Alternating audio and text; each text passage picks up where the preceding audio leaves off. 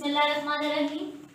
अस्सलाम वालेकुम students, good morning, stay home, stay safe. Today is 80th May 2020 and the day is Monday.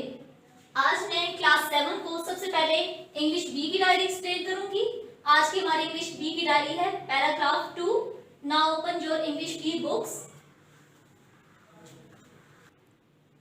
Here the paragraph number 2 is a farmer had a donkey। एक किसान के पास एक गधा था। One day, एक दिन he went to a town, वो कस्बे में गया with his donkey, अपने गधे के साथ and bought 2 large bags of salt, और 2 नमक के बड़े बैग लेकर आया। He put the bags on donkey's back, उसने वो दोनों बैग गधे की कमर पर लादे। The bags were large and heavy, बस्ते जो थे, जो बैग थे वो बड़े और भारी थे।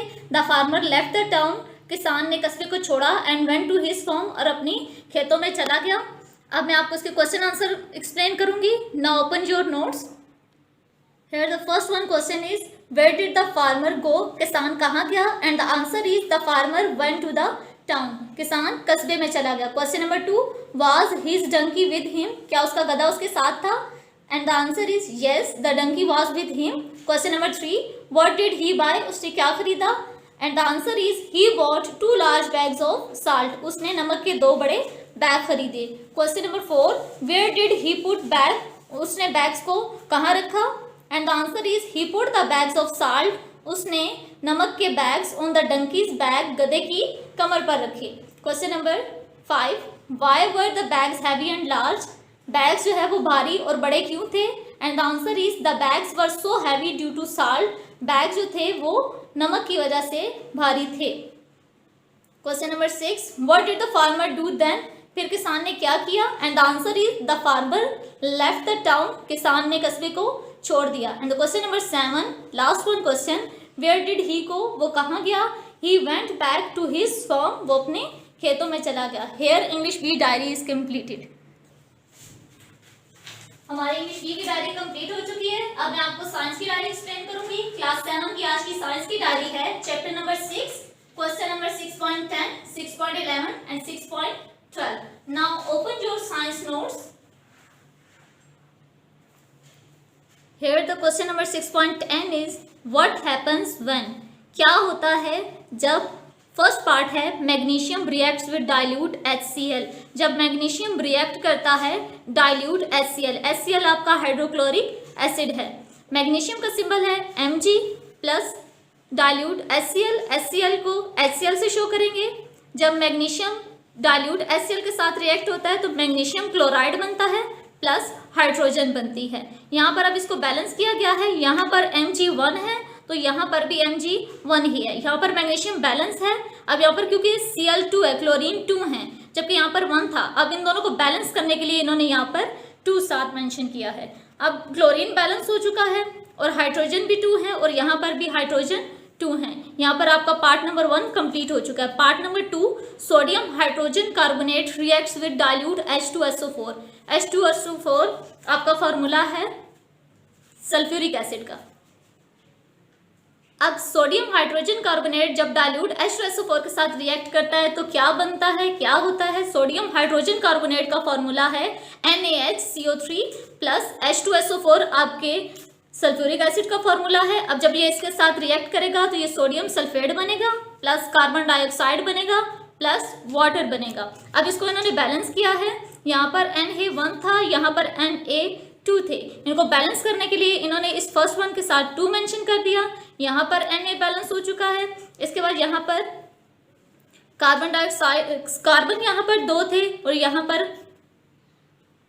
यहाँ पर भी आपके पास कार्बन 2 हैं। यहाँ पर H आपके पास 2 to the 4 H है, जबकि यहाँ पर आपके पास 2H ये वाले और 2H ये वाले, यहाँ पर भी ये आपकी इक्वेशन बैलेंस है। Part number 3, copper oxide reacts with dilute sulphuric acid, जब कॉपर ऑक्साइड रिएक्ट करता है डाइल्यूट सल्फ्यूरिक एसिड के साथ।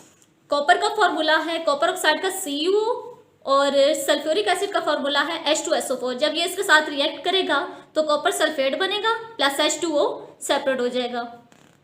ये इक्वेशन आपकी बैलेंस है। Now part number 4, sodium reacts with chlorine, जब सोडियम रिएक्ट करेगा क्लोरीन के साथ, सोडियम का सिंबल है Na और क्लोरीन का Cl2। जब ये दोनों रिएक्ट करेंगे ये बनेगा आपके पास सोडियम क्लोराइड NaCl, क्योंकि यहाँ पर Na2 था, इसको बैलेंस करने के लिए यहाँ पर भी हमने Na2 किया। अब ये आपकी इक्वेशन बैलेंस हो चुकी है। Question number 11, why are the aqueous solution of NaSCO3 and Na2CO3 basic in nature. आपके ये दोनों सोल्यूशन जो हैं वो इनकी जो नेचर होती है वो बेसिक क्यों होती है, मीन के असास क्यों होती है। And the answer is the aqueous solution of NaSCO3 and Na2CO3 are basic in nature. ये इसलिए होती है बिकॉज क्योंकि NaSCO3 and Na2CO3 when reacts with acetic acid, जब ये दोनों सॉल्यूशन एसिटिक एसिड के साथ रिएक्ट करते हैं इट फॉर्म्स सोडियम एसीटेट। तो क्या बनता है, sodium acetate. Now come to the question number 6.12। Next question करने से पहले हम इन्हीं दोनों सॉल्यूशंस का रिएक्शन हाइड्रोक्लोरिक एसिड के साथ भी करेंगे। When Na2CO3 reacts with hydrochloric acid it produce NaCl।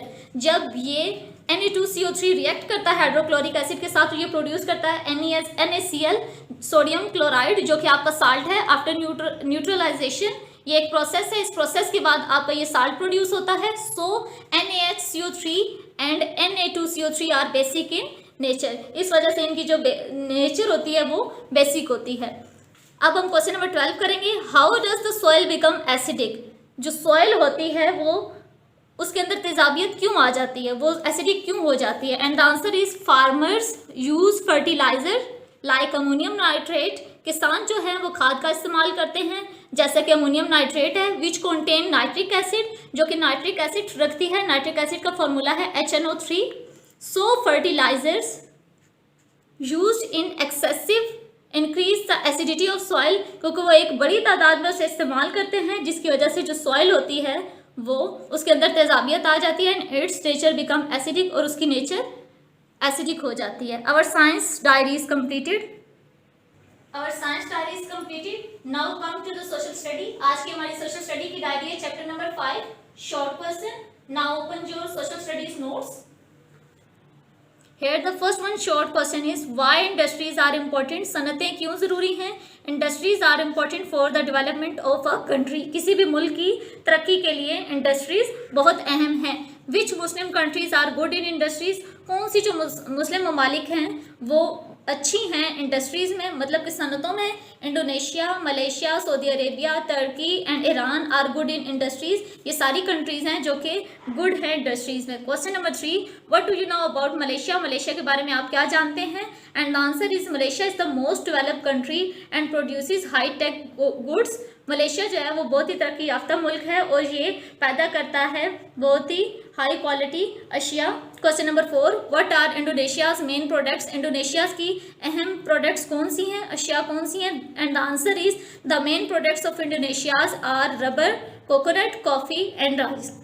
Now question number 5, write down the names of 2 historical places of Pakistan. Pakistan की 2 तारीखी मुकामात के नाम लिखें।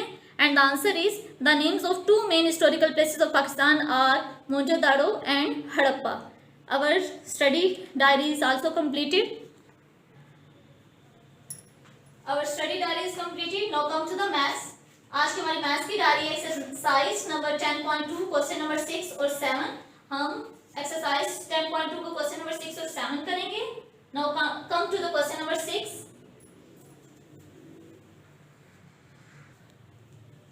Question number 6, find the mean of the following frequency table. आपने मीन फाइंड करना है। आपको एक फ्रीक्वेंसी टेबल गिवन किया गया है जिसमें आपको क्लास इंटरवल दिए गए हैं। अब आपको मैंने बताया था कि मीन का ग्रुप डेटा का फॉर्मूला है summation fx divided by summation f। इसके लिए आपको सबसे पहले x की वैल्यू चाहिए होगी क्योंकि आपके पास फ्रीक्वेंसी गिवन है और क्लास इंटरवल गिवन है। और क्लास इंटरवल इस तरीके से गिवन है, आपने इन दोनों वैल्यूज को ऐड करना है और डिवाइडेड बाय 2 करना है। तो आपके पास क्लास मार्क मीन x आता जाएगा। पूरा आपने कॉलम इस तरीके से बनाना है। उसके बाद आपने एक fx का कॉलम बनाना है। मीन के हर f की वैल्यू को हर x की वैल्यू के साथ मल्टीप्लाई करेंगे, आपका fx का कॉलम आ जाएगा। ग्रुप डेटा का आपका मीन का फॉर्मूला है summation fx divided by summation f। इसके लिए आपको fx का सम लेना पड़ेगा। ये जो पूरा कॉलम है आपका fx का, आपने इसका सम करना है। उसके बाद डिवीजन में आपका समीशन f है, आपने फ्रीक्वेंसी का सम करना है और उसके बाद दोनों को डिवाइड करना है। आपका समीशन fx आ रहा है 3048 और आपकी फ्रीक्वेंसी का आ रहा है 156, आपका समेशन एफ एक्स 3048 है और आपका समेशन एफ 156 है। आप इन दोनों को डिवाइड करोगे तो आपके पास आ जाएगा 19.54, जो कि आपका रिक्वायर्ड आंसर है, जो कि आपने मीन फाइंड करना था। ये आपका क्वेश्चन नंबर 6 कंप्लीट हो चुका है। Now come to the question number 7। ये आपका क्वेश्चन नंबर 7 है। आपकी डायग्राम बनी हुई है, ये आपको फ्रीक्वेंसीज दी गई हैं जो कि नंबर ऑफ फैमिलीज हैं, और यहाँ पर नंबर ऑफ चिल्ड्रंस दिए गए हैं जो कि आपके एक्स है, मीन के ये आपका एक्स है और ये एफ है। आपने सबसे पहले ए पार्ट में मॉडल नंबर फाइंड करना है, बी पार्ट में आपने मीन फाइंड करना है और सी पार्ट में आपने मीडियन फाइंड करना है। Now open your maths notes.